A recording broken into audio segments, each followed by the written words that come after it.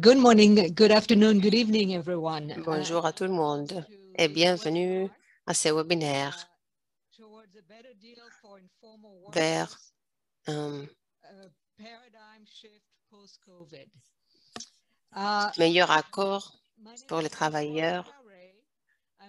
Je suis Françoise Carré, je suis la directrice de WIGO. WIGO, ça veut dire les femmes de la communauté informelle, globalisant et organisant. C'est le réseau global de recherche et d'action des travailleurs et travailleuses informelles et leurs organisations. Cet événement est co-auspicié avec la Fondation Ford et la UNU Wider. Cet événement est une opportunité pour entendre des chercheurs et les penseurs par rapport aux besoins de comprendre les changements de paradigme et pour la formation des politiques pour former le travail informel partout dans le monde. C'est pour une occasion pour lancer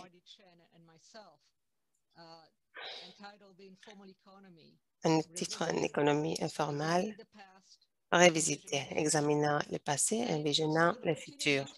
C'est une opportunité pour entendre les réflexions des contribuants au livre et vous avez entendu deux. Je vais faire une explication de l'agenda. Martha Chen va présenter nos co-sponsors et va expliquer les remarques les plus importantes du livre. Martin Abregu et Kunal Sen de Uniwider. Après, je vais présenter les 4 panélistes qui ont contribué au livre. Ils vont partager leurs réflexions. Après, nous entendrons des commentaires par Kunal Sen. Nous aurons du temps pour les questions et réponses. Et finalement, Marty Chan fermera avec ses pensées et réflexions par rapport à ce qui a été dit aujourd'hui. Et je vais signaler que Sally Roberlin, coordonnatrice, malheureusement, ne peut pas assister aujourd'hui à cause d'une émergence de famille, mais elle nous envoie ses salutations. Je vais présenter Martha Chen. Elle est conférencière en politique publique à l'École de commerce de Harvard, coordinatrice émérite et conseillère senior à WIGO. Marty, vous avez la parole. Thanks so much, Françoise. Good morning. Merci, Françoise. Bonjour à tout le monde, où que vous soyez. Nous sommes remerciants à la Fondation Ford Foundation et à Uniwider pour nous aider avec cet événement. C'est un grand plaisir pour moi de présenter Martin Abreu de Ford Foundation et Kunal Sen qui vont vous donner des commentaires de bienvenue et après, je vais présenter le volume. Martin Abreu est le vice-président des programmes internationaux à Ford Foundation, la Fondation Ford. Je voudrais ajouter que la Fondation Ford a été co-fondateur et un partenaire important de WIGO pendant 2 décennies. Kunal Sen est le directeur de UNU Wider, Université des Nations Unies, Institut mondial pour le développement et recherche économique et professeur en économie de développement à l'Université de Manchester, Royaume-Uni. Sous le leadership de Kunal, Wider a développé un programme de recherche sur l'économie informelle qui est associé avec WIGO sur un volume publié sur le COVID et l'avenir de l'économie informelle. C'est un grand plaisir de donner la parole à Martin pour ses commentaires de bienvenue, suivi de Kunal. Vous avez la parole, Martin.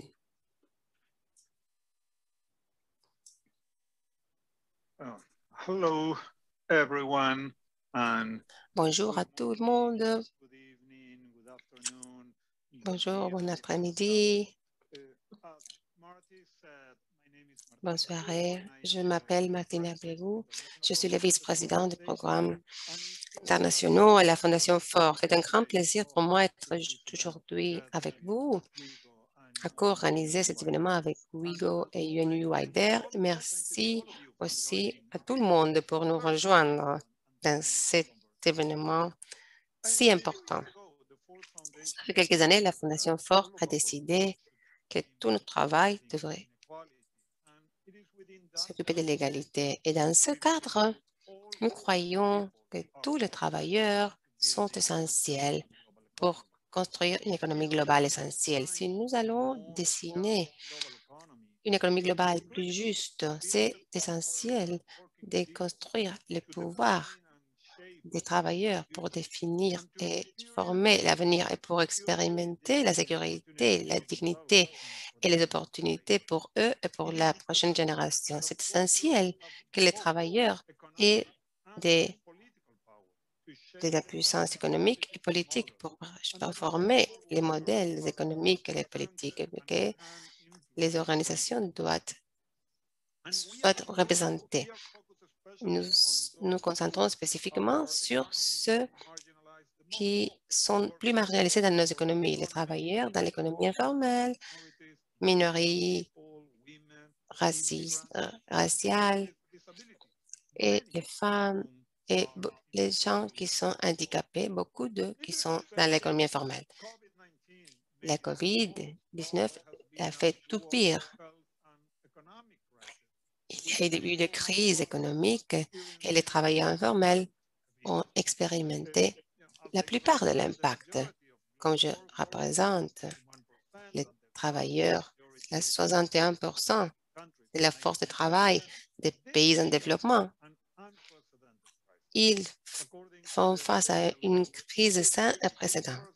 80% des travailleurs informels du monde, selon les OIT, 1,6 billion de travailleurs sont dans un danger immédiat de la destruction de leurs moyens de vie. La pandémie a détruit les ressources de leur travail et l'avenir qui prend les risques.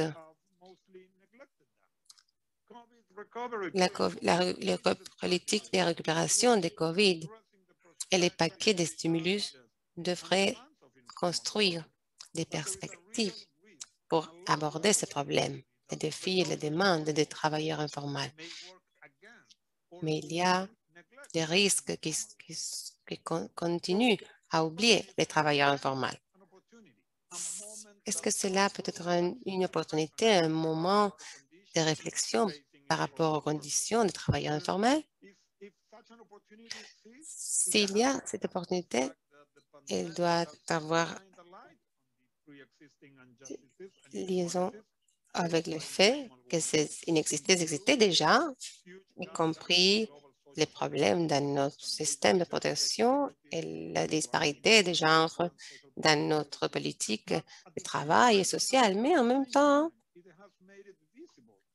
cela a fait visible les travaux essentiels qui sont fournis par les travailleurs informels. Dans ce contexte, nous pouvons voir cet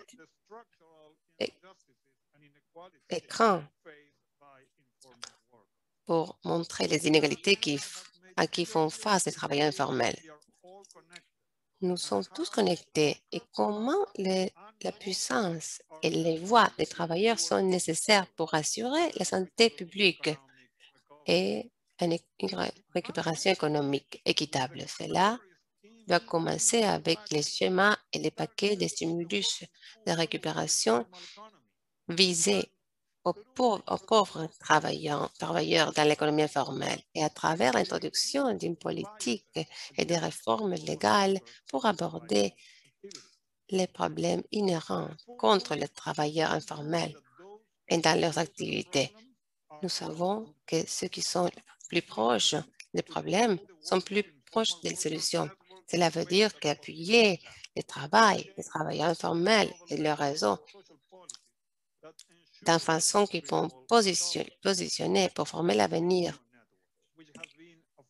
des politiques globales de travail et social.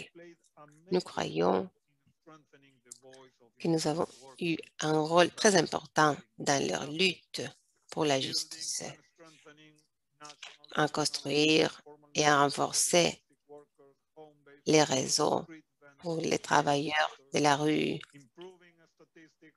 améliorant les statistiques sur l'emploi global, le travail avec la OIT, la Commission statistique des Nations unies, les bureaux statistiques nationaux, pour générer les premiers calculs globaux sur le travail informel, promouvoir et documenter des bonnes pratiques innovatives et des programmes pour appuyer les travailleurs informels et leurs moyens de vie, en ouvrant des espaces de politique pour les travailleurs informels pour négocier avec leur gouvernement local, pour les gouvernements nationaux.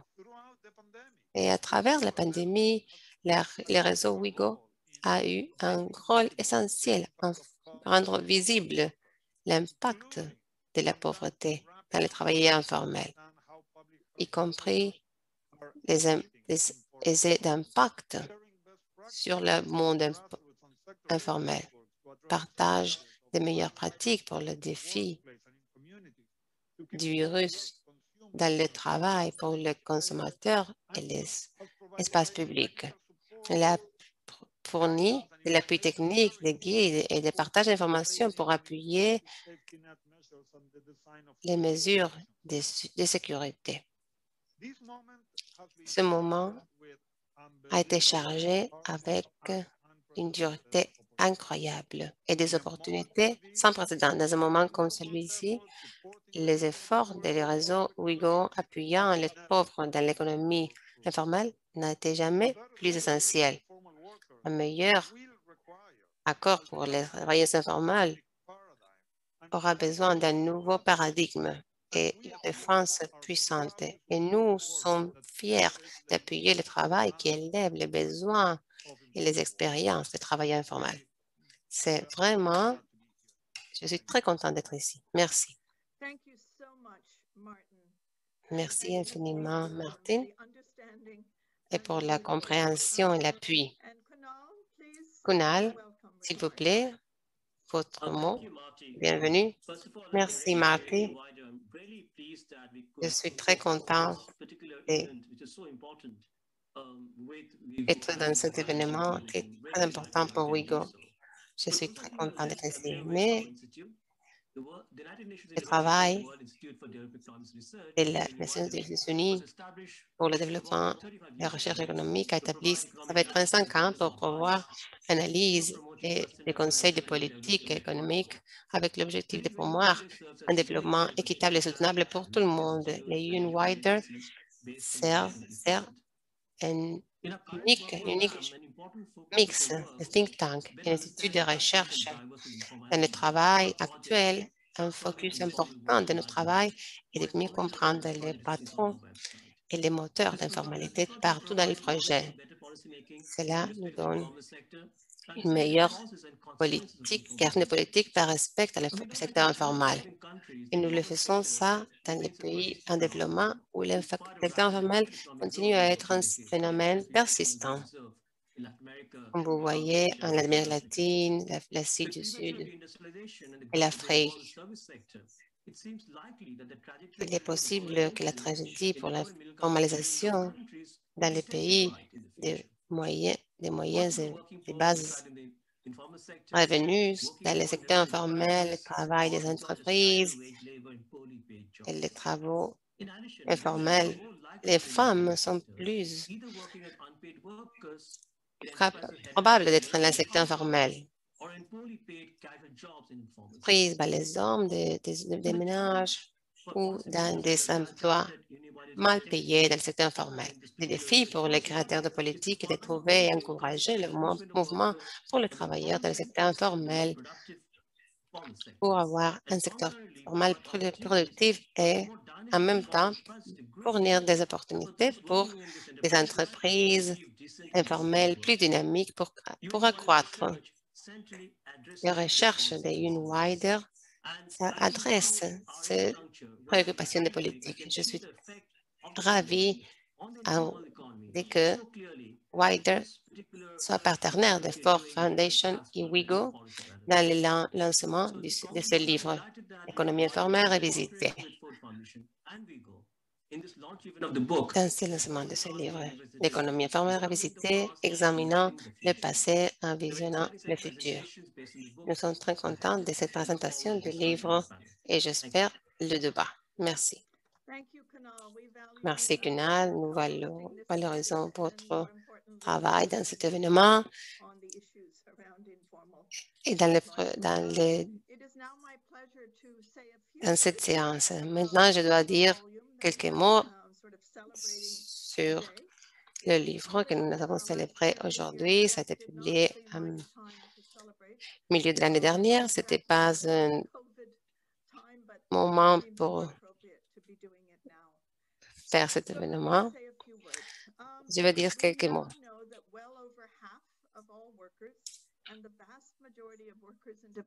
Plus de la moitié des travailleurs sont dans le secteur informel et nous savons qu'il y a de nouvelles formes de travail informel qui sont en train de surgir partout dans le monde. Partout, la force de travail informel n'est pas bien comprise. C'est quelque chose de sous-estimé et c'est stigmatisé partout dans le monde. Le volume ou le livre qui est lancé aujourd'hui cherche à promouvoir une meilleure compréhension de l'économie informelle et de mettre en question plusieurs narratives négatives dominantes sur ce sujet. En novembre 2017, il y a longtemps, à vrai dire, comme dans le cadre des fêtes de 20e anniversaire de Wigo, l'équipe de Wigo a organisé une conférence de recherche à l'Université de Harvard. Nous avons invité plus de 10 collègues ou d'académiciens pour qu'ils réfléchissent sur les conclusions de la recherche et les débats des politiques sur l'économie informelle dans leurs disciplines respectives. Et également pour réfléchir sur les politiques dans l'avenir. Les académiciens provenaient d'une range, d'un éventail de disciplines assez large et on leur a demandé de réfléchir sur plusieurs disciplines, développement urbain, planning urbain, la protection sociale et le rôle de l'État. En ceci faisant, ils ont développé une expérience dans 20 pays à travers l'Asie, l'Amérique latine, l'Europe et l'Amérique du Nord et l'Afrique. Et pour fournir des perceptions liées aux réflexions disciplinaires et aux débats, nous avons invité un sous-groupe d'académiciens pour qu'ils parlent des conditions de travail et les revendications de politique des trois groupes des travailleurs de l'informel, celui qui sont les récupérateurs, les vendeurs de rue et les travailleurs à domicile. Ils ont accepté d'écrire des réflexions comme chapitre de ce livre corrigé qui s'appelle « L'économie informelle revisitée, examiner les passés et prévoir l'avenir ». Il y a plusieurs caractéristiques distinctes du volume. C'est un volume multi-pays, multi-régions, mais ce qui est important, c'est un livre qui reflète l'engagement collectif ainsi que la réflexion individuelle sur les passés, les présents et l'avenir en termes de théorie, de recherche et de réponses des politiques. Et il y a plusieurs sujets transversaux qui ont surgi. En premier lieu, l'importance des données dans l'économie informelle, des données agrégées, les dimensions et la contribution pour capturer l'attention des décideurs, des législateurs et aussi comment est-ce que l'on donne lieu aux politiques. Cela me mène au deuxième sujet qui c'est la hétérogénéité de l'économie informelle et des indicateurs clé pour l'agrégation des phénomènes qui ont surgi. La branche de l'industrie, les sous-secteurs des occupations, les statuts de chômage, le lieu de travail et genre ou sexe. Un troisième volet a été la prédominance de l'auto-emploi. Presque 50% de tous les travailleurs et 2/3 des travailleurs de l'informel sont auto-employés. Si on considère les pays en développement, 72% de tous les travailleurs et 79% de tous les travailleurs de l'informel sont auto-employés. Et l'auto-emploi, c'est quelque chose qui met en question le modèle d'offre et de demande et le modèle entrepreneurial, puisque la majorité des auto-employés travaillent dans des unités individuelles ou familiales, sont une main-d'œuvre embauchée. Ce sont des travailleurs qui investissent plutôt du travail plutôt que du capital dans leurs activités des moyens de vie.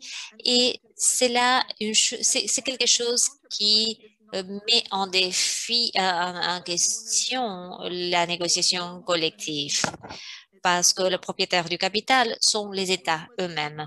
Un quatrième volet a été l'application inadéquate des modèles du Nord global sur le Sud global, y compris l'héritage du passé colonial. Quelques-uns de ces modèles comprennent la voie assumée de développement depuis les économies traditionnelles vers les économies industrialisées modernes. La dominance supposée de l'emploi sur la base du salaire, en assumant que ce sont des salaires formels dans les marchés du travail, et la brèche entre la ville planifiée et la ville non planifiée, pour utiliser la terminologie des coloniels, la ville non planifiée et informelle de la population ainsi appelée native. Cette supposition a continué et les activités informelles sont toujours traitées avec un certain degré de suspicion et condamnation. Un cinquième volet a été la prédominance des narratives négatives par rapport à l'économie informelle et quelques contre-narratives. La supposition que ce sont des activités légales et il y a une contre-narrative qui dit que ces activités doivent opérer de manière semi-légale parce que l'environnement régulatoire est hostile ou non existant. La notion qu'ils n'accomplissent pas leur régulation ou les lois, la majorité des travailleurs ne peuvent pas être responsables de payer l'impôt à la valeur ajoutée, par exemple, mais il y en a beaucoup qui payent un impôt ou une taxe sur la valeur ajoutée et il y a plusieurs d'entre eux qui n'évitent pas la législation. La législation est tout simplement hostile, inadéquate ou non existante. Et puis, il y a la notion du manque de productivité avec un manque d'attention vers le côté de la demande et les restrictions institutionnelles par rapport à leur productivité. Un sixième volet, c'est le rôle de l'État, puisque l'État peut miner l'informalité. L'État, en général, ne prête pas attention. Il se débarrasse des activités informelles. Il les criminalise selon ce qui est plus convenable du point de vue politique. Aussi, avec les propriétaires du capital, l'État a tendance à privatiser l'espace et les services publics, fréquemment avec des impacts négatifs sur les travailleurs de l'informel. Septième volet, la désirabilité et viabilité d'intégrer les travailleurs de l'informel et leurs moyens de vie dans différents domaines des politiques et des législations, des politiques et des plannings économiques, lois, droit au travail, protection sociale, assurance sociale, politique sociale plus généralement. Et finalement, le rôle des organisations de travailleurs de l'informel qui demandent et qui revendiquent l'intégration ou leur inclusion de manière juste. Kendra, est-ce que tu peux montrer la première diapo? Le volume ou le livre fait un appel à un changement de paradigme sur comment l'économie informelle est perçue pour refléter les réalités des travailleurs de l'informel dans le Sud global. Il se focalise sur les pratiques de l'État, le capital, non seulement le travail. Et c'est un livre qui pose les travailleurs de l'informel dans les centres de politique qui les touchent. Ce livre capture 20 ans d'engagement de la part de Ouïghours dans des débats théoriques, politiques et empiriques sur l'économie informelle. Prochaine. Ce que j'espère, c'est que les chercheurs, les pratiquants, les législateurs et les responsables de plaidoyer trouveront ce livre comme un guide d'une grande valeur, comme on peut voir dans cette citation de la part de Diane Olson. Donc, comme ça, je lance le livre formellement, l'économie informelle revisitée, examiner le passé, concevoir le futur. Et maintenant, je vais redonner la parole à Françoise pour qu'elle facilite le panel d'orateurs. Merci.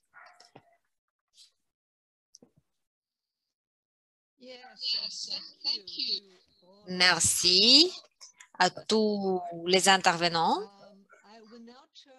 Jusqu'à ce moment, maintenant, je vais montrer les présentations des contributeurs au livre.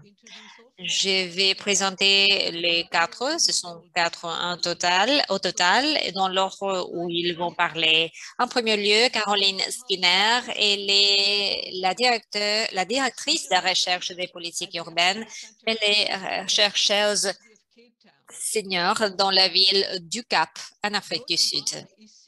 Gaudan Bond est leader d'académiciens et recherche à l'Institut indien d'implantation urbaine.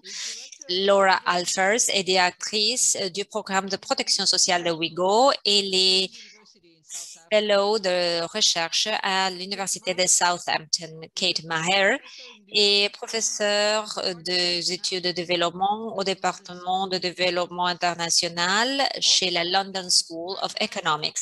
Tous les 4 ont dû aborder les questions suivantes. Quelles ont été vos réflexions sur l'économie informelle dans les chapitres que vous avez écrits pour ce volume? Vos perspectives, est-ce qu'ils ont changé dû à ce qui s'est passé chez les travailleurs de l'informel lors de la pandémie? Et qu'est-ce que vous pensez qui va se passer et qui devrait se passer avec le travail de l'informel désormais? Avant de commencer, je vais être responsable d'être la gardienne du temps. Je vais vous prévenir 2 minutes avant le délai, avant le moment où le temps s'épuise. Donc, je vais donner la parole à Caroline Skinner. Caroline, tu as la parole. Kendra, est-ce que tu pourrais partager les diapos? Je vais réfléchir sur une contribution conjointe avec Vanessa Watson. Nous avons considéré l'économie de l'informel et le planning, pratique et théorie, surtout en tenant compte des réalités de l'Afrique urbaine. Ce que nous disons, c'est que des différents points de vue, la réalité ou la dominance de l'informalité est un challenge, un défi pour notre discipline. Anna Tibaujuka, elle a été la directrice exécutive de UN Habitat. Elle a dit une phrase très intéressante. La ville planifiée écrase les pauvres. C'est quelque chose qui est reflété par la réalité dans ce continent. Plus de 80% de tous les travailleurs en Afrique sont employés de manière informelle et 6 d'entre 10, 6 Africains de 10 habitent dans un bidonville. Donc, l'informalité est plutôt la règle plutôt que l'exception. Voilà quelques préjugés conventionnels et j'en souligne quatre. En premier lieu, la monofonctionnalité des ménages et le rôle de l'espace public. Dans plusieurs contextes, les planeurs abordent ou affrontent la zonification en considérant que l'utilisation sera une mono-utilisation ou bien industrielle ou bien urbaine ou bien pour un ménage. Cela est opposé par la réalité que nous connaissons, les ménages sont des lieux de travail comme les rues et les espaces publics. Deuxièmement, dans l'esprit de beaucoup de planificateurs urbains, les aliments distribués informellement sont vus comme une menace contre la santé des consommateurs. Mais l'évidence montre conclusivement que les systèmes alimentaires informels sont centraux pour la sécurité alimentaire dans les villes. C'est quelque chose qui est devenu plus important pendant l'ère du COVID. Les distributeurs d'aliments informels ont été déclarés comme des soins essentiels. C'est quelque chose qu'il faut développer davantage. Le troisième préjugé, c'est la question de travailleurs informels qui sont vus comme périphérales à la mitigation du changement climatique, comme secondaire à la mitigation du changement climatique. WeGo a agi de manière très pratique. Les récupérateurs des déchets et d'autres travailleurs de l'informel contribuent à la mitigation du changement climatique, mais ils améliorent les services urbains, par exemple le transport informel et la manière dont la majorité des citoyens du Sud global se déplacent dans les zones urbaines. Et finalement, c'est ce préjugé sur le travail informel qui est vu comme une manière de soulager la pauvreté plutôt qu'une question économique. Nous argumentons qu'il y a un besoin pour que les disciplines et la recherche fait une pollinisation croisée pour comprendre tout cela autrement. Les travailleurs de l'informel, comme les autres participants déjà savent, appartiennent à une gamme de chaînes de valeur et cette compréhension est clé pour un meilleur soutien des moyens de subsistance. Après, on passe à la prochaine. Comment est-ce qu'on devrait faire le planning urbain? Nous suggérons une approche totalement fondamentale, totalement différente. C'est ascendante plutôt que descendante en utilisant des questions incrémentales qui est flexible, qui établit un dialogue économique et qui est conscient et informé ou formé par le contexte spécifique et les dynamiques de pouvoir. Ce que nous voyons dans le monde avant de penser aux implications de la pratique de l'urbanisation, nous avons tendance à voir les master plans conventionnels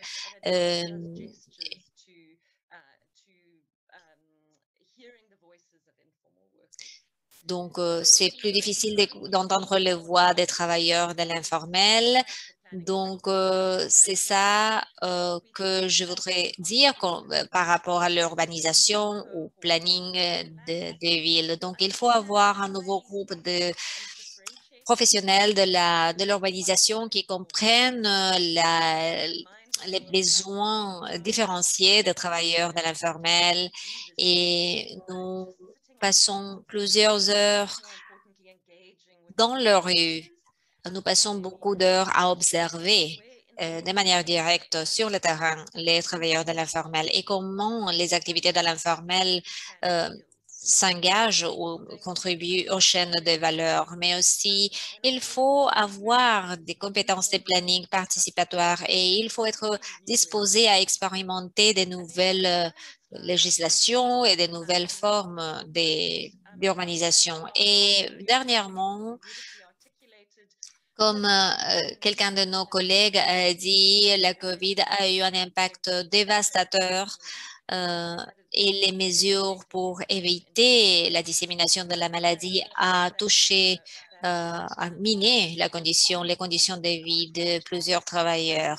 Dans l'étude de 12 villes que nous distribuons maintenant, nous distribuons les conclusions, dont on distribue les conclusions, on confirmé tout cela. Laura va parler des interventions de protection sociale, mais à travers les contextes où nous travaillons, il y a un harcèlement, l'exclusion qui se sont amplifiées lors de la pandémie. Donc, à travers les 2 derniers siècles, les préoccupations de santé publique ont été utilisées comme justification de ces attaques. Mais il y a des pratiques novatrices qui ont été introduites par les travailleurs de l'informel eux-mêmes. Mais je dirais que les risques de reconstruire les choses par les mauvais chemins sont vraiment très hauts. Merci. Merci, Caroline. Je ne vais pas répéter les mots de Caroline parce que je suis d'accord avec ce qu'elle vient de dire. Je vais souligner la dominance de l'informalité dans plusieurs villes du Sud global. Ça fait partie du chapitre que j'ai écrit. J'ai réfléchi sur à quel point il doit considérer les conditions spatiales et comment cela se combine avec l'informalité économique. Une chose que la COVID nous a démontré, c'est que diviser le travailleur entre les conditions de son travail et la facilité de vie est une distinction instable.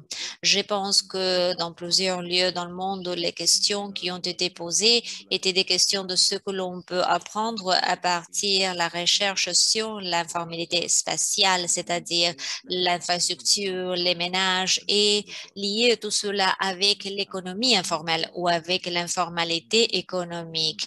Il faut combiner ou comparer ces formes d'informalité. L'image que vous pouvez visionner est une image qui est très présente partout en Inde, des milliers de travailleurs qui doivent quitter leur ville et qui doivent se déplacer à pied à cause des restrictions de transport, dû au confinement. Ils doivent parcourir des milliers de kilomètres.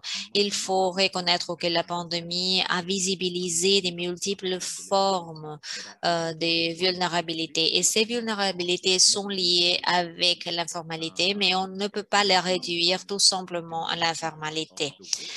Et ça se passe partout dans le monde, dans le nord global, dans le sud global. Et donc, l'image des migrants qui se déplacent à pied, c'est une image omniprésente en Inde. Donc, il faut se concentrer sur... Il ne faut pas... Le planning ne reconnaît pas les conditions de travailleurs de l'informel, mais surtout, il y a des imaginations de planning qui viennent des industries du Nord global qui sont appliquées au Sud global. Cette transplantation est quelque chose à comprendre dans plusieurs manières l'expérience de la pandémie si on considère l'informalité du travail. On note que l'expérience d'une crise d'état providence ou de bien-être pour les travailleurs. Nous avons mené une recherche parmi 400 et 500 travailleurs de l'informel et la principale préoccupation était le revenu et l'aliment pour les travailleurs de l'informel à cause du confinement. Et ces ménages n'avaient pas de protection sociale ou un réseau, un filet de sécurité. Donc, la première conclusion, c'est que la COVID pour plusieurs pays dans le Sud global, mais universellement, était une crise des moyens de subsistance et de santé. Je crois qu'on l'a mal compris. on la comprend. Il y a des travailleurs qui font face à une compensation entre santé et moyens de subsistance. La mortalité due à des questions non COVID était aussi sérieuse que la mortalité à cause de la COVID. Donc, la pandémie n'est pas tout simplement un choc épidémiologique, mais aussi un choc économique des moyens de subsistance. Donc, la crise n'est pas tout simplement due à la COVID, mais aussi les confinements et les conséquences économiques des les confinements. Donc, ce que nous avons noté, c'est une impossibilité dans les conditions urbaines dans le sud global. Il y a une densité démographique, par exemple, 60% de l'Inde urbaine qui habitent dans un ménage d'une seule salle, d'une seule chambre. Donc, on ne peut pas s'isoler des autres. Si on travaille, si on pense au travail à domicile, 80% des travailleurs en Inde travaillent dans l'économie informelle et la moitié travaille dans l'espace public. Donc, si on considère les travailleurs de la formelle qui travaillent dans un lieu et qui travaillent dans l'espace public, par exemple, il y a une mauvaise reconnaissance de la connexion entre emploi, infrastructure et urbanisation dans les villes du Sud. Et les travailleurs à domicile, par exemple, ne sont pas bien reconnus dans les conditions urbaines. Je voudrais réencadrer cette question, quelque chose que nous avons vu comment les communautés ont répondu à la pandémie. On ne peut pas isoler dans les ménages, mais dans la rue, par exemple, dans les implantations humaines. Comme ça, on peut contrôler la pandémie à niveau rue, ce que nous appelons la délit, en opposant cela au niveau de ménage. Donc, il y a des choses qui hiérarchisent des conditions urbaines. Par exemple, est-ce que nous avons appris de l'expérience des pays qui ont géré l'Ebola dans des conditions de pauvreté semblables? Nous avons vu les expériments de la quarantaine, par exemple, les confinements et les effets sur la pauvreté. Mais la pandémie nous a montré la mauvaise reconnaissance de l'urbanisation et comment les solutions ne sont pas viables. La prochaine. Il est important non justement de voir où les travailleurs travaillent, mais une provocation à tout le monde pour apprendre de façon dont l'appui et l'aide a besoin d'une innovation de nouvelles formes de travail. Par exemple, les travaux. Ça fait 2 minutes, Gautam. La première partie de la gauche, ce que vous voyez, c'est les catégories où notre système de protection marche déjà. Les systèmes de nourriture, des pensions, mais aussi pendant les confinements, de multiples catégories ont été créées par nos gouvernements pour aider aux travailleurs enregistrés. Nous avons vu des provocations que l'appui du confinement offre un archive et un diagnostic possible des mesures pour aider l'informalité dans le monde post-COVID. Il faut s'accrocher à quelques leçons que nous avons apprises. La réponse à la crise. Et en dernière minute, je voudrais suggérer que quelques leçons que nous devons tirer est que la COVID n'est pas seule dans le monde, mais les formes d'urbanisme ont formé les confinements et il y a eu des leçons qui nous ont fait apprendre, répondre. Et il faut comprendre comment l'informalité confond la proportion des protections sociales dans des formes particulières. Il y a une mauvaise reconnaissance, mais il faut tirer des leçons de l'appui et il faut s'accrocher à cela. pour continuer à appuyer des formes de protection. Merci. Thank you, Merci, Carlo et Gautam, pour des excellentes présentations. Laura.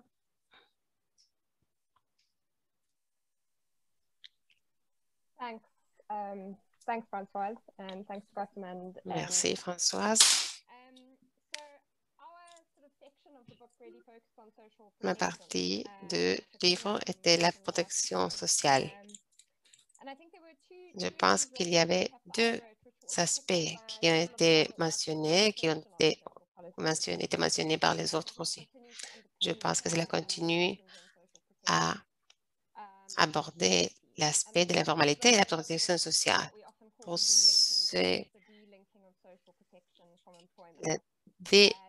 relationner l'idée que l'informalité est dominante,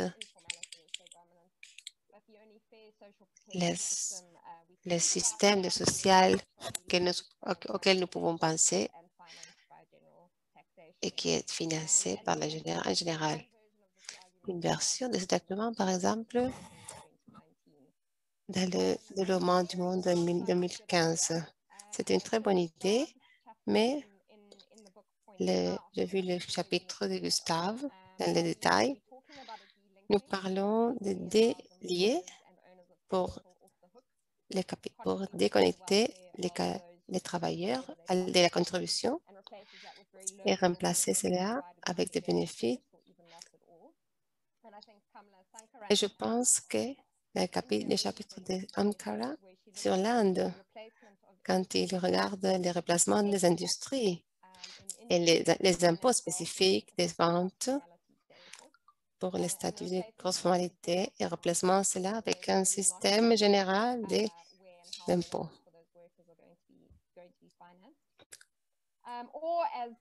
Ou comme est-ce que nous parlons d'un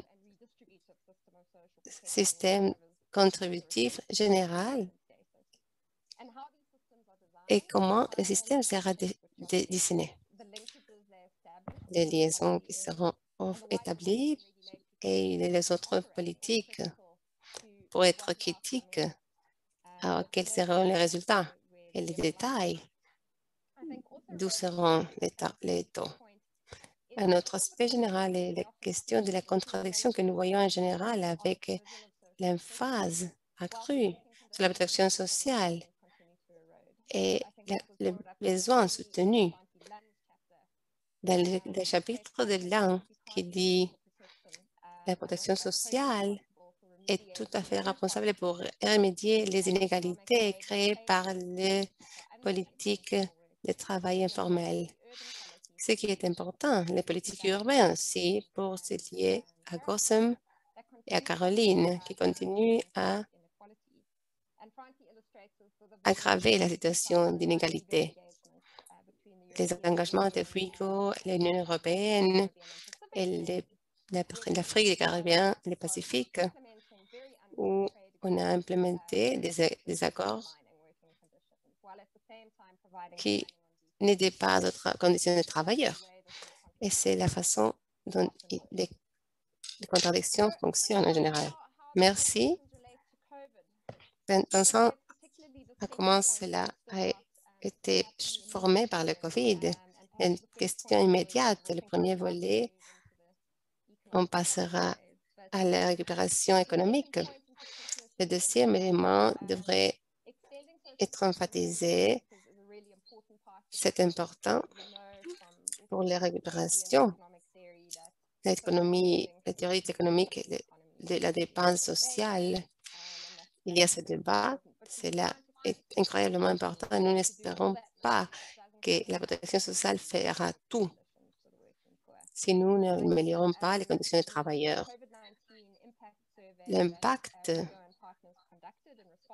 L'étude de l'impact sur la COVID-19 faite par WIGO parle de politique urbaine. Oui, nous avons vu de l'extension de la protection sociale à quelques groupes comme les travailleurs informels, mais en même temps, nous avons vu des grands problèmes Par exemple, les récupérateurs de déchets ne pouvaient pas travailler et des autres aspects de violence dans les États locaux pour la continuité du travail des travailleurs informels. Il y a un sentiment général de ceux qui ont répondu à l'enquête qu'il y avait eu de très grandes injustices. Et cette espèce de contradiction est importante pour considérer quand nous avançons à l'économie, à la récupération économique. Regardons, c'est important que le 2020 a été l'année pour la protection sociale pour le travail informel où elle a été mise en cause. La protection sociale est importante et nous espérons de voir une meilleure couverture dans l'avenir. L'un des aspects clés pour penser, pour s'assurer que ce sont des systèmes justes et non des liens avec des pauvres conditions de travail. L'un des aspects clés sont les finances. Comment est-ce que nous pouvons financer la protection sociale d'une façon que cela ne pose des risques pour les travailleurs informels? Je pense que la question de créer des systèmes intégratifs pour avoir des bénéfices, des contributions, non-contributions avec les types de services sociaux qui sont nécessaires pour assurer la protection des services, par exemple les services pour l'enfance. Un des aspects est comment faire des contributions à système de protection sociale. Dans certaines régions du monde, il y a une grande contribution. Beaucoup de paquets dans quelques parties du monde, en Afrique subsaharienne, il y a eu des systèmes de contribution qui ont appuyé les paquets. Et j'imagine que dans l'avenir, il y aura un besoin de comment faire cela plus juste et comment intégrer les bénéfices non contributifs dans le système.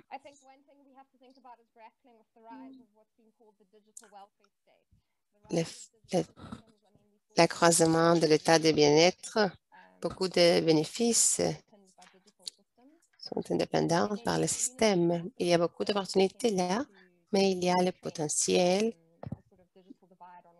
de la brèche digitale où beaucoup de travailleurs sont encore.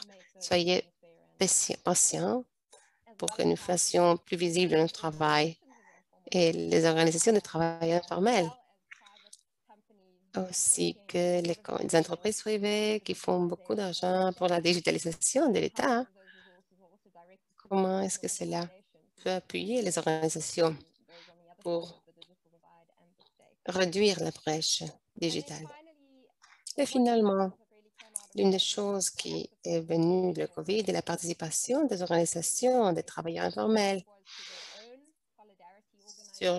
par leur propre solidarité, des coopératives, par exemple, ou par la création des liens entre les travailleurs et les États, les connexions actives, ou par la participation dans des espaces de dialogue ouverts pour des négociations, etc. Il y a un besoin de passer de considérer les bénéficiaires de l'aide à la création de protection sociale et pour s'assurer que cela s'achève.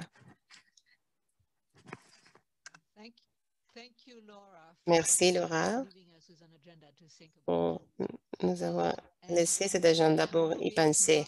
Maintenant, Kate Maher, s'il vous plaît. Merci.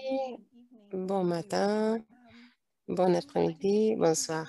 Je peux parler d'un chapitre que j'ai écrit pour le livre. J'ai regardé comment nous pouvons mieux comprendre, comment est-ce que nous pouvons mieux comprendre la différence entre les économies informelles de l'Afrique pour aborder les besoins des travailleurs informels et des entrepreneurs informels. Comme vous voyez dans cette carte, cela renforce ce que beaucoup de gens savent. L'Afrique est le continent le plus informel du monde.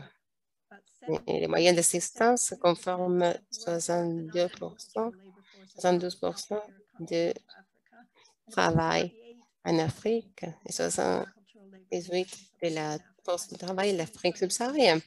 Comme vous voyez, dans cette carte, l'Afrique est hautement informalisée, mais il y a des différences importantes. L'Afrique du Sud, par exemple, est moins informelle considérablement que l'Afrique du centre.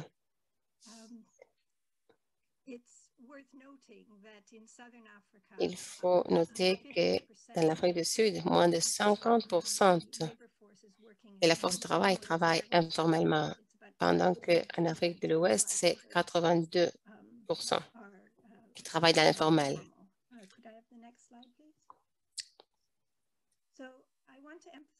Je voudrais rappeler les différences entre l'Afrique du Sud et l'Afrique de l'Ouest. C'est là où il faut penser de façon où les différences ne sont pas seulement une question de pauvreté ou d'illégalité, mais des variations importantes dans l'histoire précoloniale, la nature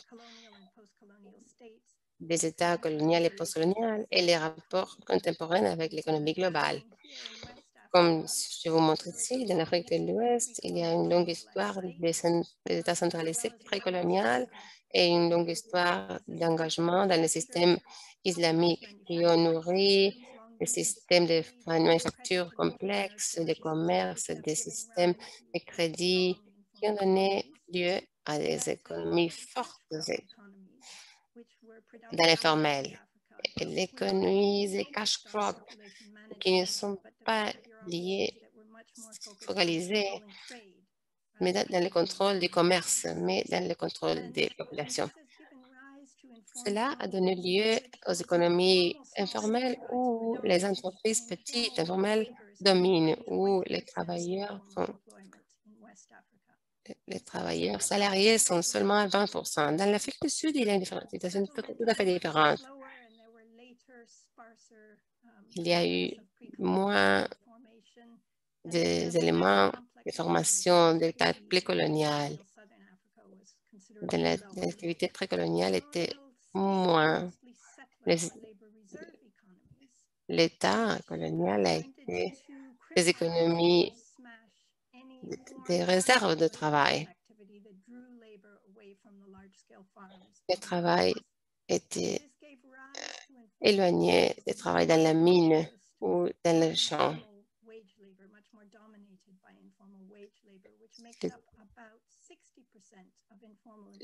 Les salariés informels sont à peu près 60% de l'emploi informel. Les entreprises sont plus faibles et moins. Le rôle de l'État nous montre un travail très intéressant sur le rôle de l'État dans la formation de cette question du travail. Mais le regard qui est très intéressant dans l'économie informelle, spécialement en Afrique et dans l'Afrique du Sud, par rapport à l'économie informelle, on a modernisé ce que l'économie informelle est. On s'est concentré sur la façon dont les économies informelles s'adaptent aux intérêts corporatifs dans la question de la chaîne de valeur et comme une partie de la base de la pyramide du travail où on peut être lié à la grande économique. On voit que le travail salarié, la partie interne, de créer une situation où les politiques pour une variété d'économies informelles vont dans un aspect qui est une taille pour tout le monde. Si nous revenons aux économies globales, informelles de l'Afrique, qui sont où elles sont les plus importantes du monde.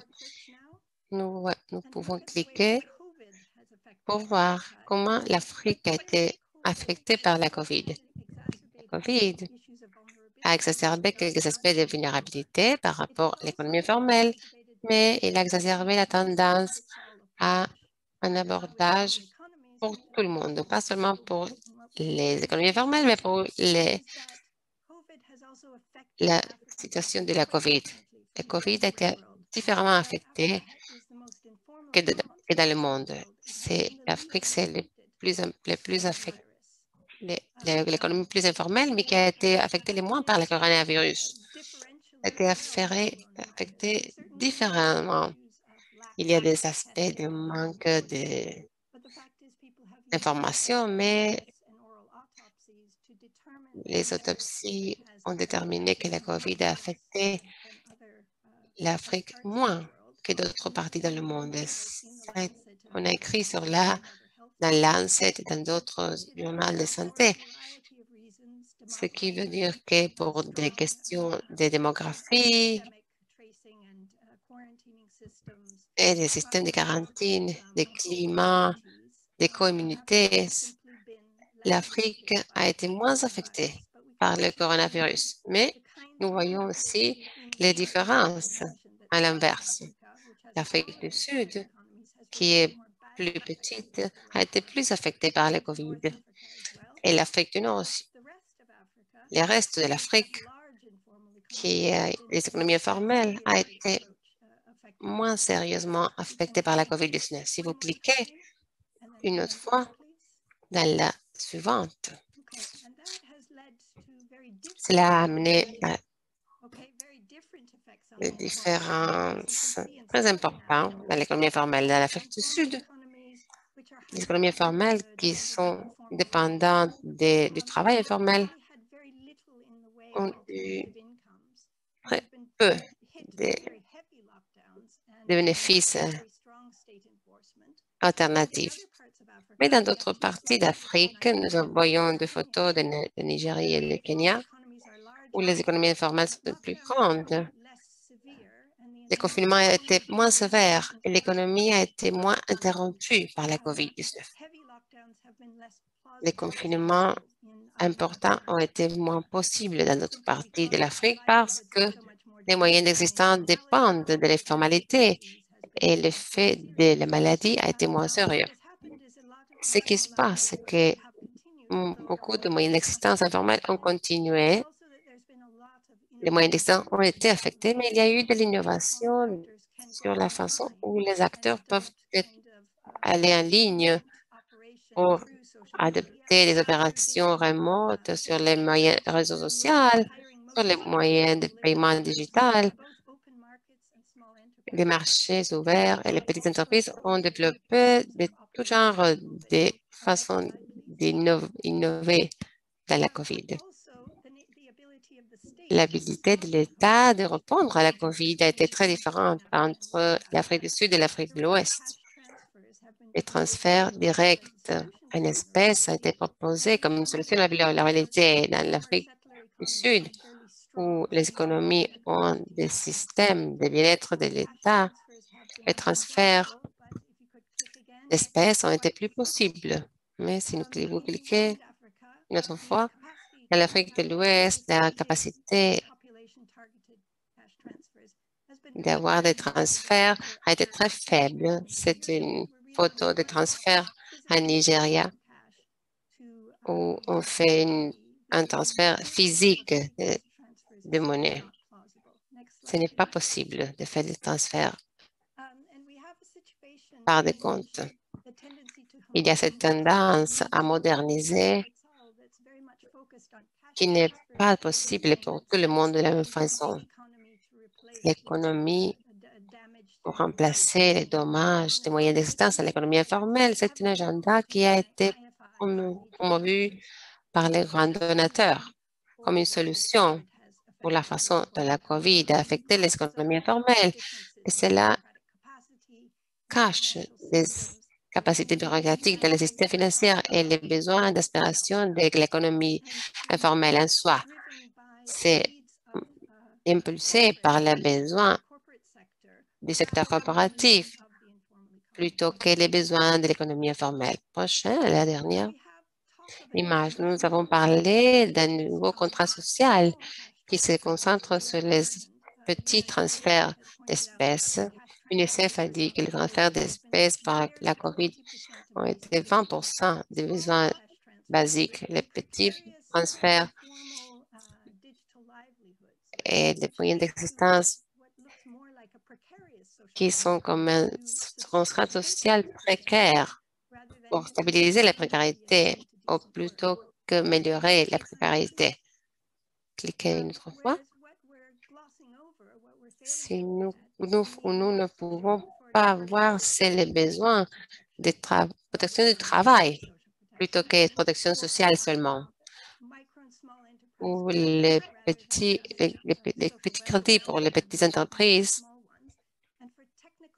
et pour l'appui technique dans l'économie informelle pour améliorer la qualité et pour développer leur propre système d'entrée en ligne, pour parler des besoins et des aspirations des acteurs informels au lieu de transformer les acteurs informels dans des travailleurs digitaux mal classifiés sur la base de la chaîne de valeur comme les travailleurs de la dernière maître dans la base de la pyramide. Je m'arrête ici. Merci. Thank you very much, Kate. And I want to thank all four of you. Merci, Kate. Je voudrais vous remercier tous de vos pensées inspirateurs. Maintenant, je vais passer la parole à Maudit. Il sera responsable des prochains segments de la réunion. Merci. Françoise, et merci aux 4 intervenants. Je pense que leurs interventions ont été extrêmement fructueuses. Ils se sont complémentés magnifiquement et c'est un très bon agenda pour nous, pour penser à l'avenir. Maintenant, Canal Sen sera l'animateur. Je voudrais remercier les orateurs et Françoise d'avoir respecté les temps désignés. Et donc, on va voir le prochain intervenant et puis on ouvrira la séance pour les questions et les interventions du public. Jenna Harvey a été la curatrice la commissaire des questions, Kunal. Merci de m'avoir invité à discuter ce livre. Essentiellement, je vais me focaliser sur 3 sujets transversaux au livre. En premier lieu, je dirais que le livre, c'est le livre le plus important que j'ai jamais lu sur l'économie informelle. Il y a 3 composantes qui sont importantes. C'est complet et c'est un livre qui offre une couverture complète des statistiques, des plannings urbains, des travailleurs sociaux, le rôle de l'État, etc., etc. Donc, c'est un éventail très complet. Deuxièmement, les contributeurs sont des académiciens très prestigieux, donc voilà un autre avantage. Troisièmement, c'est un livre qui couvre plusieurs disciplines, économie, droit, sociologie, géographie, etc. Maintenant, j'aimerais me focaliser sur les 3 sujets transversaux. Je vais les expliquer maintenant. Le premier sujet, c'est l'auto-emploi. C'est une catégorie très importante pour l'analyse du livre. Le livre dit qu'il faut prendre l'auto-emploi au sérieux. Ça fait partie de l'économie informelle, surtout dans les pays à bas revenus. Mais c'est un défi pour la pensée conventionnelle de pays de revenus moyens. Par exemple, la demande, c'est en relation dans le salaire et l'emploi dans les pays à moyen revenu. Donc, comment est-ce qu'on gère l'auto-emploi? Le modèle que nous avons, c'est le modèle de l'agriculture et des agriculteurs, mais il y a une différence. La majorité des travailleurs auto-employés produisent pour les autres aussi, et non seulement pour eux-mêmes. Un autre défi, c'est les travailleurs mal représentés. On pense aux syndicats, par exemple, les syndicats qui s'engagent à la négociation collective avec les employeurs. Avec l'auto-emploi, il faut considérer d'autres associations, par exemple, des groupes de membres qui n'ont pas un engagement dans la négociation politique ou la négociation avec les employeurs. Donc, voilà une catégorie très importante de l'analyse. Et finalement, si on considère comment l'État considère ces travailleurs,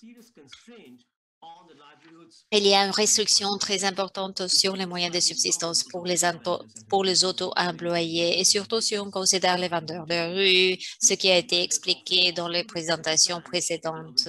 Les vendeurs de rue, par exemple, sont en général exclus et c'est une faille ou un défaut de comment l'État interagit avec ce type de travailleurs.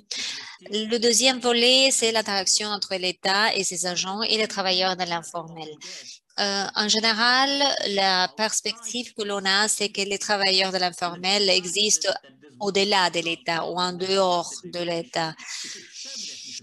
Et c'est la définition de la formalité. Mais le livre explique que l'État est présent dans l'interaction avec les travailleurs de l'informel. Pour plusieurs entreprises, les entreprises, par exemple, utilisent la taxation comme un mécanisme de définir l'informalité. C'est quelque chose d'erroné. Et comme le livre nous dit, il y a des taxes informelles de la part de l'État et il y a un désavantage pour l'État aussi.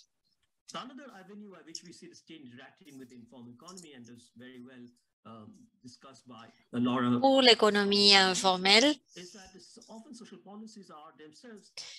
les politiques sociales en général ne sont pas pro le secteur de l'informel. Il y a des travailleurs de l'informel qui sont laissés de côté. Et pourtant, nous voyons très peu d'exemples dans le monde en développement. L'État, dans son interaction avec l'économie de l'informel, tout simplement ne comprend pas les choses. Et le troisième volet que j'ai pris du livre, c'est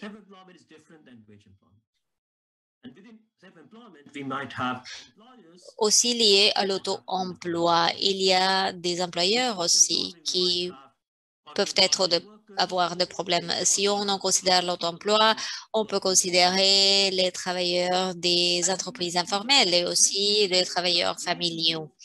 Il faut s'éloigner de la recherche générale qui efface les distinctions entre l'emploi contre salaire, le travail informel et il faut avoir une bonne perspective par rapport à ce que l'on comprend de l'économie informelle. Il faut considérer la complexité que l'on voit dans l'économie informelle. C'est quelque chose de très pertinent pour l'analyse et la recherche. Je vais terminer par quelques réflexions sur la pandémie. Cela est fondé sur ce que nous faisons chez Ouigo et j'espère que l'on aura un livre sur COVID et informalité. Premier point. Nous avons vu que la pandémie avec des effets qui ont été accentués par rapport à ce qui s'est passé avant la pandémie. Au Ghana, par exemple, on a démontré que la pandémie a impacté, a affecté les travailleurs de l'informel surtout, et surtout les femmes travailleuses ont été plus touchées. Donc, nous savons les tendances que l'on voit aujourd'hui lors de la pandémie, ce sont tout simplement des tendances qui ont été accentuées, mais qui déjà existent. La pandémie, si on considère la crise économique, les travailleurs de l'informel ont dû souffrir beaucoup de crise économique. pourquoi est-ce que la pandémie touche les travailleurs de l'informel? C'est pas non seulement à cause des confinements, mais aussi à cause des situations où les travailleurs ne pouvaient pas prendre des prêts de la part des amis, des membres de leur famille, parce qu'il n'y avait pas un mouvement permis, les déplacements avaient été interdits. Donc, ce que les travailleurs de l'informel font, ils dépendent de l'argent liquide. Mais tout à coup, cette ressource était terminée à cause des confinements. Donc, les effets de la pandémie sur l'économie de l'informel ont été plus profonds que dans les cas des économies, des crises économiques antérieures. Et une chose que l'on a vue pendant la pandémie est la réponse de l'État dans le cas de l'Inde où on a un confinement en masse. Les travailleurs sont en train de se déplacer de retour à leur village dans des conditions très difficiles. Donc, on voit comment la politique de confinement peut affecter les travailleurs migrants. Merci. Merci, Kunal. Ta contribution a été extrêmement intéressante sur des sujets clés et tes conclusions sur la COVID et ses implications. Maintenant, nous avons la possibilité de discuter de ce sujet avec les participants du public. Jenna Harvey va être la modératrice, l'animatrice.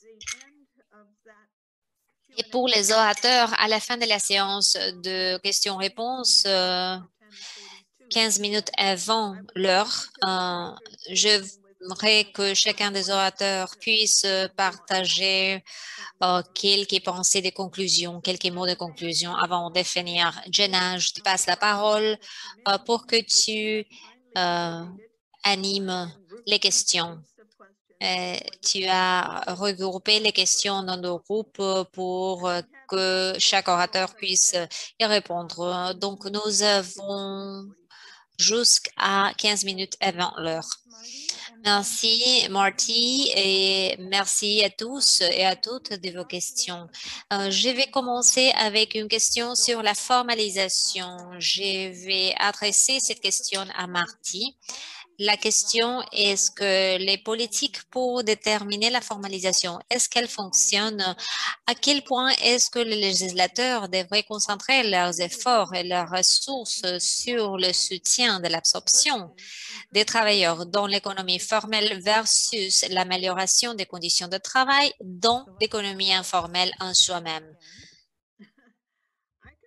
Devrais-je la répéter? Je pense que nous devrons demander cela à Kate parce qu'elle y est très engagée.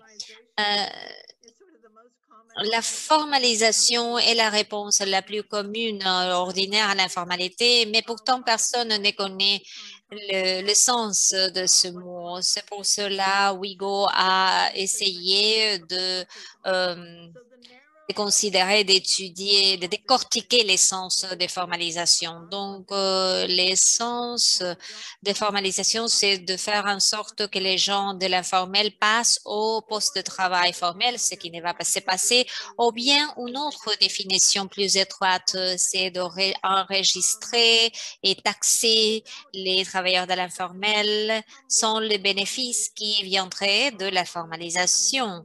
La deuxième suggestion est très étroite, à vrai dire. Nous avons passé beaucoup de temps à dire que la formalisation doit être considérée comme processus incrémental qui affronte les déficits de travail selon le contexte ou le vocabulaire de l'OIT, augmenter les droits des travailleurs, augmenter la protection sociale et augmenter la participation dans le dialogue social. Donc, c'est un processus incrémental qui se passe à travers les temps.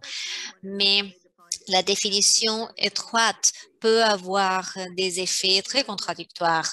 C'est pour cela que nous avons une perspective d'intérêts qui sont bénéficiés, qui sont les personnes, qui sont les gagnants, qui sont ceux qui perdent dans ces plans de formalisation. Kate, c'est à toi.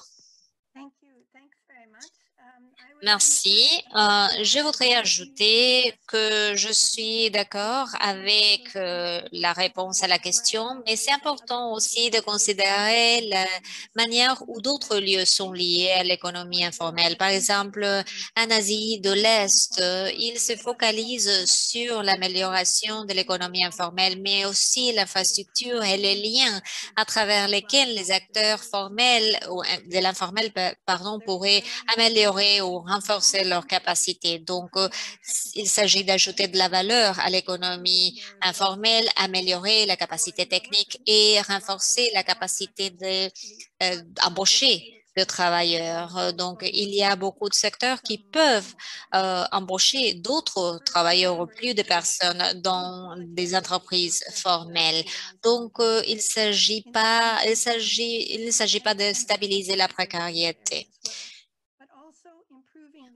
Également, améliorer le degré dans lequel l'emploi dans le secteur formel est régulé parce qu'un des déterminants de l'informalité est l'économie de travail intermittent qui vise à éliminer le travail ou les conditions de travail formelles pour pouvoir répandre l'emploi de l'économie formelle en utilisant l'économie informelle qui réduit les conditions de travail. Donc, le fait de créer plusieurs travails dans l'économie informelle en insistant que les régulations ou les législations soient appliquées, mais aussi répandre les capacités ou renforcer les capacités techniques dans l'économie informelle pour participer avec l'économie formelle et améliorer la qualité de l'économie informelle jusqu'au moment où cette économie puisse se formaliser. Merci, Kate. Nous avons une autre question de la part de Marissa sur l'impact de la crise du COVID sur les femmes travailleuses. Et nous a demandé, est-ce qu'on a eu une analyse de la perspective de genre pour les femmes travailleuses et comment est-ce que les choses se sont exacerbées pendant la COVID? Caroline, c'est à toi. Toutes les preuves de la recherche ont démontré que les femmes ont été disproportionnellement affectées. Les gens parlent de cette récession, mais comme une récession focalisée sur les femmes. Et cela est le cas pour l'économie informelle. Dans le cas de l'Afrique du Sud, nous sommes dans un confinement. On a perdu 3 millions de jobs, 2 millions d'entre eux étaient des jobs des femmes et c'est le même cas pour l'économie de l'informel. Et également, lors du processus de remise, apparemment, ce sont plus d'hommes qui peuvent récupérer leur poste de travail, mais les femmes trouvent la situation assez difficile par rapport aux hommes. C'est une histoire donc qui montre que les preuves sont plutôt contre les femmes, en dépit des femmes. Je voudrais ajouter une phrase à cette réponse. L'approche intersectionnelle au genre et les autres intersections aussi avec d'autres identités. En Inde, par exemple, les castes et la religion sont la question religieuse. Sont un vrai problème. Par exemple, on a parlé de la déségrégation en termes de moyens de subsistance pour les castes et pour les genres.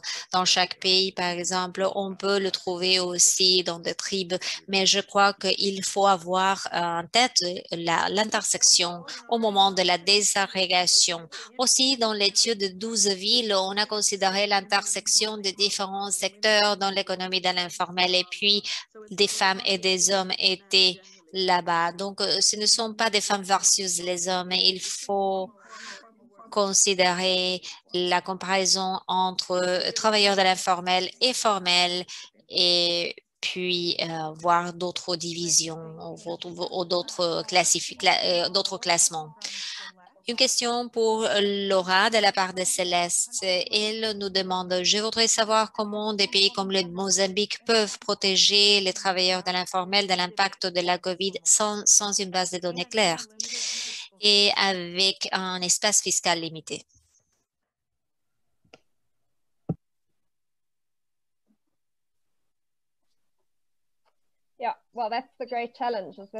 C'est le vrai défi, n'est-ce pas, auquel dans plusieurs pays nous faisons face. Le manque d'informations et le limite de l'argent. En général, l'argent n'est pas octroyé selon les besoins, mais surtout sur les plans qui ont été préparés. Je sais que la majorité des personnes font face à ce défi. Avoir une base de données est extrêmement important. Nous avons vu que dans les pays qui ont pu réagir rapidement dans leur réponse, avoir une base de données peut être quelque chose d'une grande valeur. Et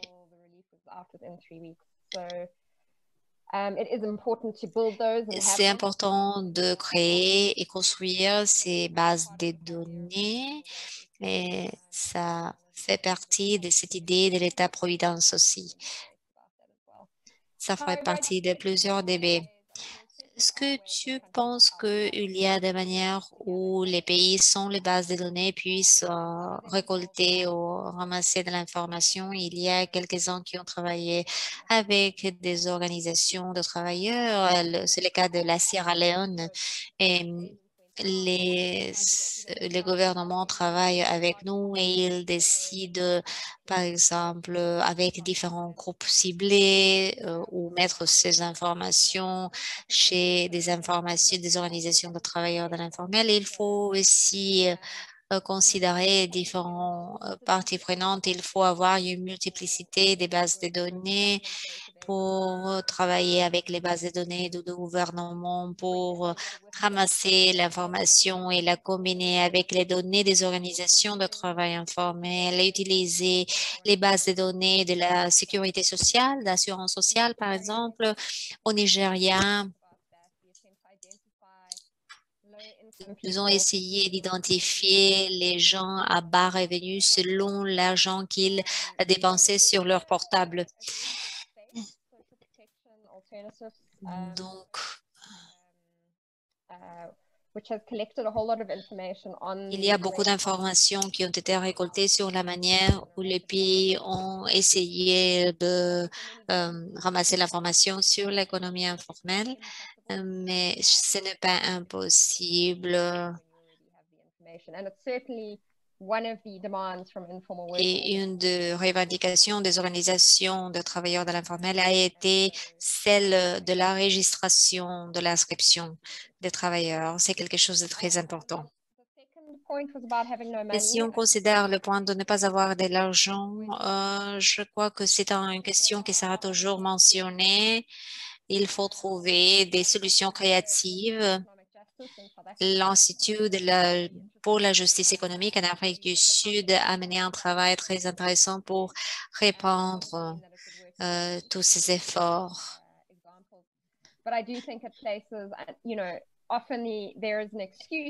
Et comment il y a une excuse pour dire on n'a pas assez d'argent, mais ce n'est pas vrai. Donc, il faut cibler l'emphase sur les ressources que l'on a déjà.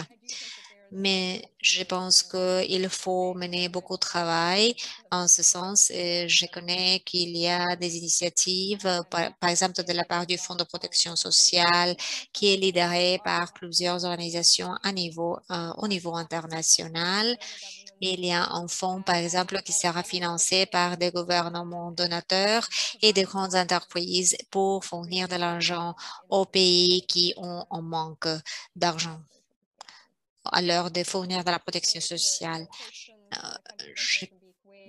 Dans un pays comme le Mozambique, par exemple, il y a quelques ressources où l'argent n'est pas bien investi. Donc, voilà une question. Thank you, Laura. Merci, Laura. Maintenant, nous avons une question pour Gautam. C'est ça, de Sabeswar. Il demande quel serait l'impact du Code de travail introduit par le gouvernement de l'Inde sur les travailleurs informels, spécialement les travailleurs de la construction. Oui, that's a loaded question. C'est une question très lourde. je pense, il y a beaucoup, j'ai écrit des lettres qui ont été critiques du Code de travail qui représente une réduction de la diversité des abordages à la protection des travailleurs. C'est une simplification très drastique à un marché de travail très segmenté. Il y a eu la reconnaissance des travailleurs qui est un mouvement très important. Il y a des contradictions très importantes,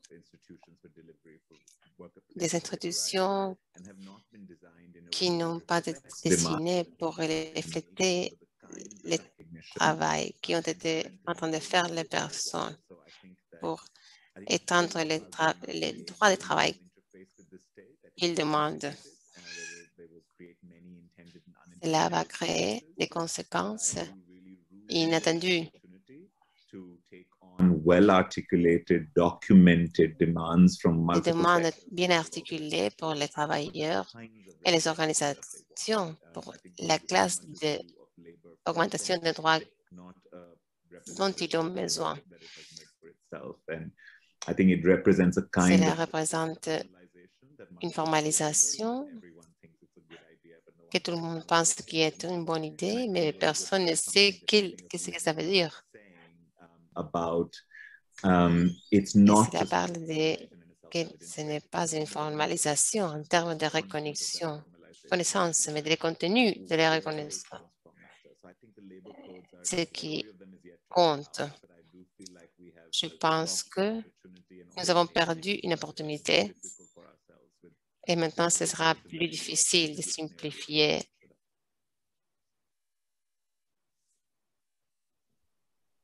Great. Thank you, Gautam. Merci, Gautam. Maintenant, une question pour Kate sur la méthodologie. Manti parlait de la corrélation inverse entre le COVID et le travail informel. Est-ce que nous pouvons savoir plus des études que vous venez de mentionner? Thank you. Thanks for that. Merci. Je ne pense pas que ce soit un problème de méthodologie, mais une conjonction de faits. Le fait que l'Afrique a été moins affectée par le COVID et qu'il y a plus d'économies informelles. Comme je dis, le moindre fait est lié avec d'autres questions de démographie, des systèmes préexistants, des communautés, mais il y a une dimension intéressante qui est indirectement liée au niveau d'informalité et le degré jusqu'auquel l'informalité est exprimée dans les auto-emplois informels. C'est la tendance à faire des lignes, faire des queues pour obtenir de l'aide. Les queues que faisaient les gens pour les paquets de nourriture, etc. Et cela, nous l'avons vu beaucoup de fois où les mesures pour contrôler la COVID ont fini par appeler les gens à les aéroports, aussi pour obtenir de l'aide à monnaie. Il y a un aspect qu'on devrait considérer plus profondément, de lier les façons dont on a fait des efforts pour contrôler quand on a intensifié les possibilités et les contagions des régions où l'on a créé des éléments pour ramasser des gens. Pour Caroline, c'est une question sur la voix.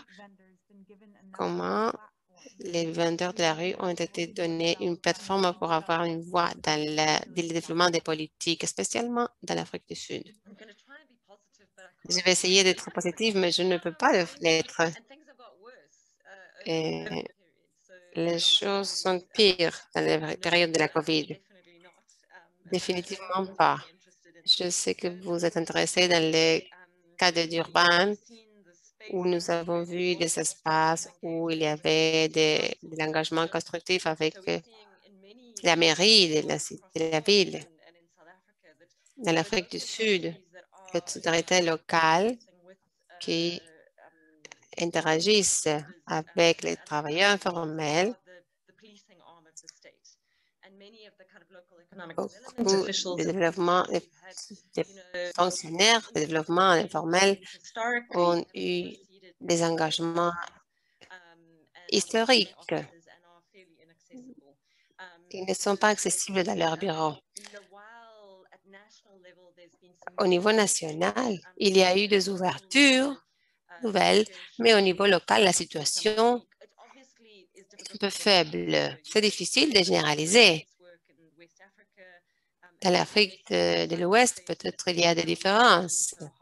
Il y a des espaces où le confinement n'a pas été si dur. Les espaces des autorités locales ont un certain engagement ou d'ouverture à repenser les choses avec les travailleurs informels. Mais en résumé, oui, ce n'est pas très positif en tant qu'histoire. Merci, Caroline. Marty, vous avez la parole une autre fois. Merci de mes varieuses questions et merci à Jana de l'avoir organisée. Nous savons que nous n'avons pas pu répondre à toutes les questions, mais nous devrons avoir quelques mots finaux des présentateurs de ce qu'on a entendu des autres et des questions aussi. Peut-être je vais commencer à l'inverse. Kate, Laura, Gautam et Caroline. Kate, nous commençons avec vous. Merci beaucoup. Je t'ai intriguée par quelques questions posées. On a parlé de la mauvaise reconnaissance du Sud global.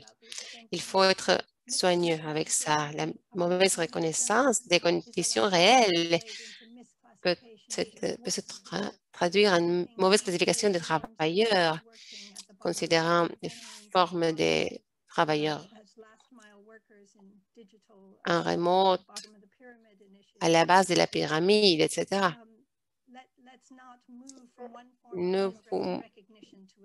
Ne passons pas d'une mauvaise reconnaissance à l'autre. Le deuxième aspect, la géographie est une vulnérabilité. Il y a des différences géographiques ici entre le nord et le sud, entre les différents continents, entre les pays, des continents qui ont différentes conditions. Nous devons penser comment les économies informelles changent et le niveau jusqu'auquel le partage des travail informel peut changer la façon où les personnes qui travaillent dans l'économie informelle peuvent être affectées. Et finalement, l'idée que la protection sociale devient un écran pour les besoins plus amples des économies.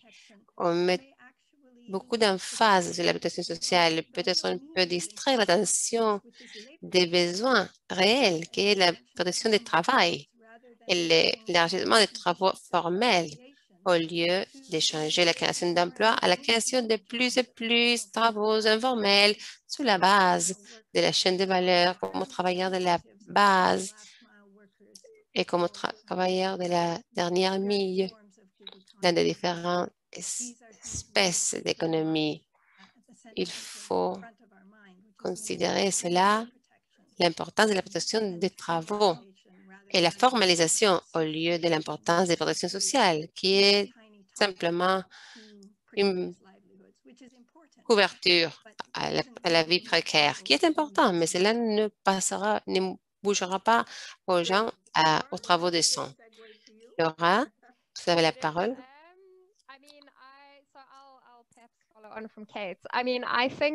Je pense que la protection sociale, je pense que c'est important. Dans ma présentation, je l'ai dit. Je pense qu'il faut la considérer comme une partie du paquet, comme la protection au lieu de la protection, à côté de la protection du travail. La protection sociale est aussi critique. sans la protection sociale et le travail informel. S'il y a un incident de santé sans protection sociale, nous revenons au début. Nous l'avons vu avec les travailleurs domestiques de l'Asie, où les 45% des travailleurs ont des problèmes qu'ils doivent travailler avec un ou jusqu'à 3 semaines de leurs bénéfices pour s'occuper des questions de santé. Il ne faut pas faire une grande division entre la protection sociale et la protection de travail. Ils sont interrelationnés. C'est une partie du problème, mais je pense que nous devons aussi parler différemment des protections sociales. La domination parle de la protection sociale comme un problème d'espèce. La protection sociale peut se redistribuer à un niveau plus haut de protection si il y a du financement et des décisions de la façon correcte. Il faut entrer dans les détails. Je pense que c'est important de ne pas... C'est important de les voir comme interrelationnés et de penser à la protection sociale comme plus que des problèmes d'espèces, parce que c'est critique pour avoir des bénéfices à la santé, les deux enfants, etc. Gautam? C'est la complexité du débat. J'étais surprise par les choses que Kate vient de dire, pensant à ce qu'il y a une nécessité de qualité et des conditions de travail, y compris aller au-delà de l'appui basique. Je pense que cela a à voir avec où nous en sommes en Inde, l'inefficacité dans les structures de travail. Je peux me définir en disant que je ne peux pas avoir seulement des protections sociales. Je veux une protection transformative pour permettre la mobilité sociale. Et je dis, comme Laura, que je suis d'accord avec ce qu'elle dit. C'est pour moi, la façon dont je le vois est que sans ces investissements en infrastructure publique, éducation, santé, maison pour les gens,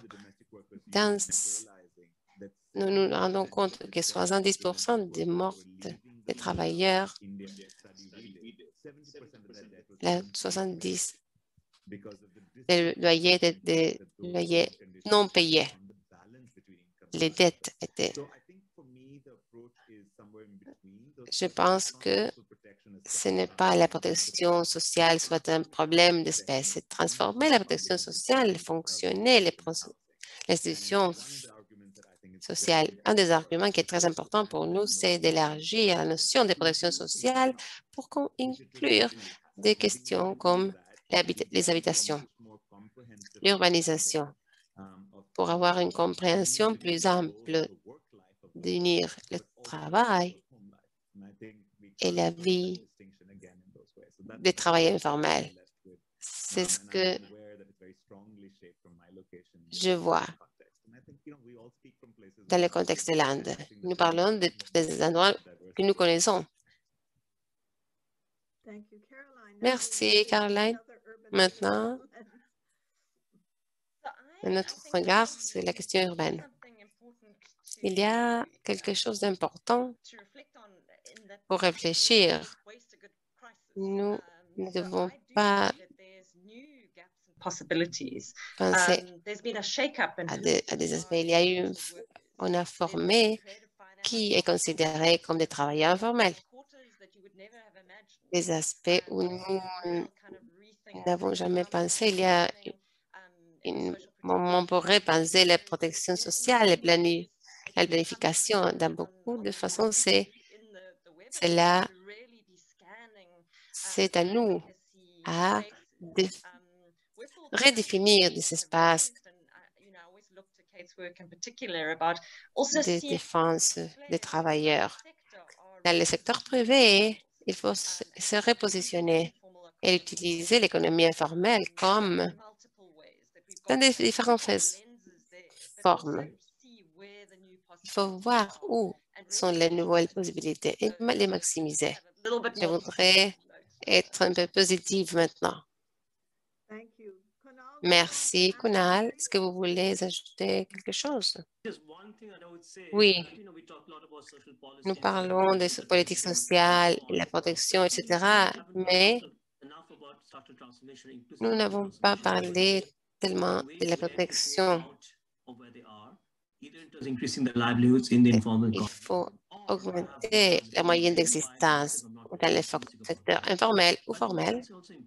C'est important aussi. Comment est-ce que nous pouvons faire que tous ceux qui sont dans le secteur informel soient plus productifs et qu'ils obtiennent des bénéfices plus importants? C'est un aspect important de ce débat. Bon, merci à tout le monde. Je voudrais ajouter quelque chose sur la protection du travail et sur la protection sociale. Dans beaucoup de ces économies, la protection sociale n'arrive pas à beaucoup de travailleurs. Il faut avoir l'équivalent pour ceux qui sont au chômage. On vient de dire Caroline Gotham. En termes d'infrastructure, de l'accès à l'espace public, il faut reconceptualiser ce que veut dire la protection du travail pour les auto-employés. Sally Rover voulait donner sa réflexion finale, mais elle a eu une émergence de famille hier, alors je vais le faire pour elle. Je voudrais juste dire que nous sommes dans un moment particulier avec la COVID. Et nous savons que la COVID a eu cet impact disproportionnel sur les travailleurs informels. Et je voudrais continuer avec ce que Kunal vient de dire, que cette crise économique et d'autres crises économiques, cette-ci est la première que nous avons enregistrée. C'est la première où beaucoup d'observateurs se sont concentrés sur l'impact sur le travail informel. Nous l'avons fait durant la récession et dans la crise aussi, mais beaucoup d'autres ont pensé que l'informel était ce dont pouvait tout le monde aboutir quand on perdait son travail. La crise économique et leurs moyens d'existence ont été mis sur la scène. C'est un moment, beaucoup de présentateurs ont parlé de ça et la crise de la COVID a exposé tous ces problèmes structurels intérieurs préexistants. Et il a exposé ce que j'appelle les 3 I du travail informel: les inégalités, les injustices et les indignités d'être dans le travail informel. Et je pense que Martin a parlé de cela aussi.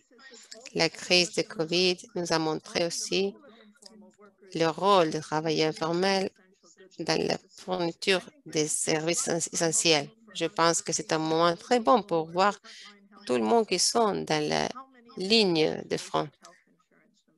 Combien d'eux ont de l'assurance de travail? Beaucoup de nos travailleurs de la santé n'ont pas de l'assurance santé. Et la nourriture, ce sont des services essentiels qui sont fournis par des travailleurs informels. Nous avons entendu dans le présentateur qu'il y a aussi une vision sur le rôle des policiers du gouvernement. Le rôle des policiers du gouvernement s'est accroissé. Et la partie de protection a été exposée par toutes ces faiblesses. par le manque d'accès au digital, par l'impossibilité d'aller à la banque. Beaucoup de faiblesses des systèmes de protection du gouvernement ont été exposés. C'est très important alors, en tant que moment, que nous devons tirer profit pour voir ces opportunités et ces menaces. Et je me réveille tout le matin et je vois les opportunités et quand je vais dormir, je me préoccupe des menaces. Je vois des opportunités pour transformation et il faut s'accrocher à ce que nous avons obtenu de la COVID. C'est important. Les opportunités sont pour la transformation, pour reconnaître les travailleurs informels et leur contribution aux économies et aux sociétés, pour intégrer les travailleurs informels dans les plans de récupération, et cela devrait inclure, nous avons parlé de cela en WeGo, reconstruire en des termes justes la chaîne de fourniture pour les biens et les services fournis par les travailleurs informels. Et j'aime la question de Kate de non stabiliser la précarité, mais d'améliorer la façon dont les travailleurs informels sont intégrés dans cette chaîne de fourniture. C'est une opportunité pour élargir la protection sociale pour les travailleurs informels avec tous les aspects qui ont été mentionnés par Laura et par Kate sur la difficile définition de protection sociale, la transformation dont elle a besoin.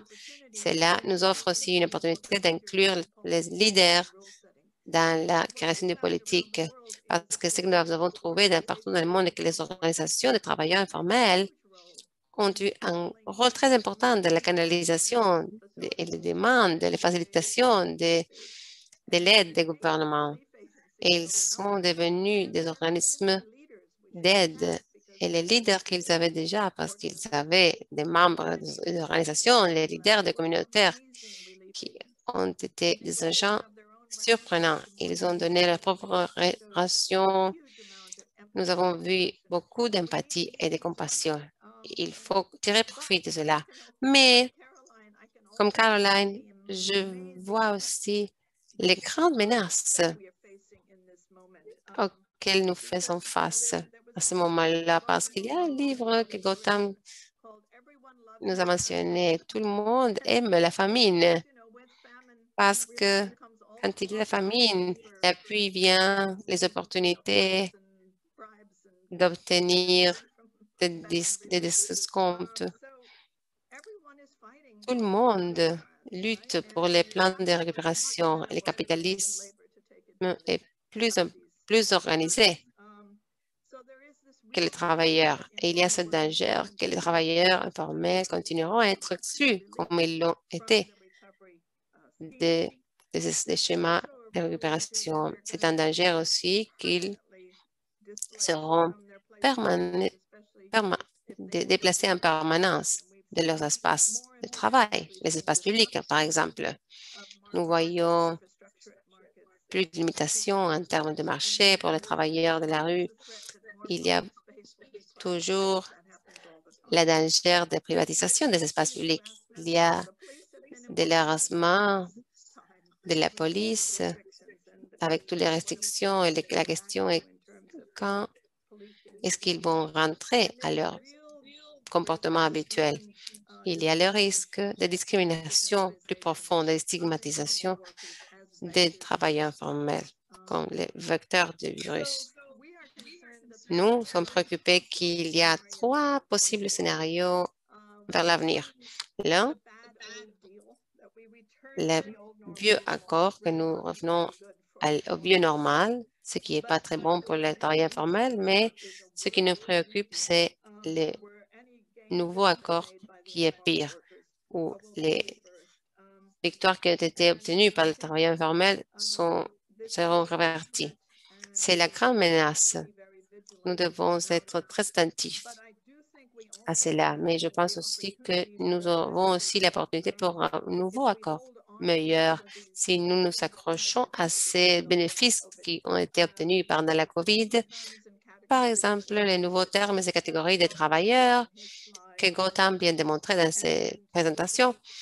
Et si nous pouvons faire obtenir plus de la brèche digitale et de l'état du bien-être digital dont Laura avait mentionné, les registres sociaux, si nous pouvons tirer profit des brèches et des compréhensions qui sont venues avec la COVID pour continuer à construire avec cela un nouveau accord pour les travailleurs informels a besoin d'un changement de paradigme de la stigmatisation comme un problème à la reconnaissance que la plupart des travailleurs informels contribuent à l'économie et à la société.